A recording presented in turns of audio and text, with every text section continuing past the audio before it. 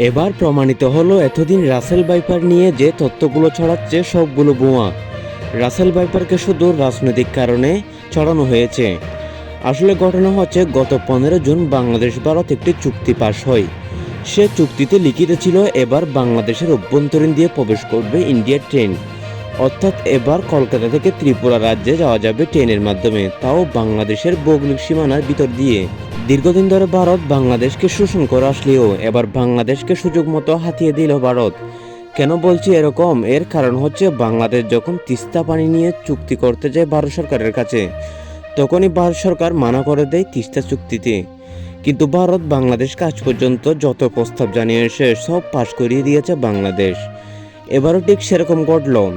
বাংলাদেশের অভ্যন্তরে যদি ভারতের ট্রেন ঢুকে তাহলে বাংলাদেশের নিরাপত্তা অনেক বড় ক্ষতি হবে।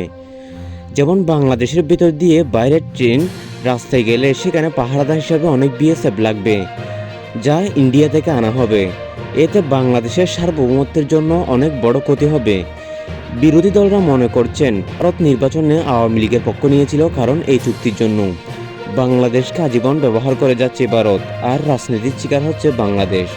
এই মুহূর্তে বাংলাদেশের জনগণের উচিত স্থানীয় পর্যায় থেকে শুরু করে জাতীয় পর্যায়ে আন্দোলন শুরু করা, নাইলে ভবিষ্যতে বাংলাদেশ নামক এই দেশটি পৃথিবী থেকে মুছে যেতে পারে। আদৌ কি বাংলাদেশের মানুষ আন্দোলন করবে, নাকি তামাশা দেখে যাবে ভারতের? আর কত ভারত বাংলাদেশের উপর এরকম? আবার বলছি, আদৌ কি বাংলাদেশের মানুষ আন্দোলন করবে?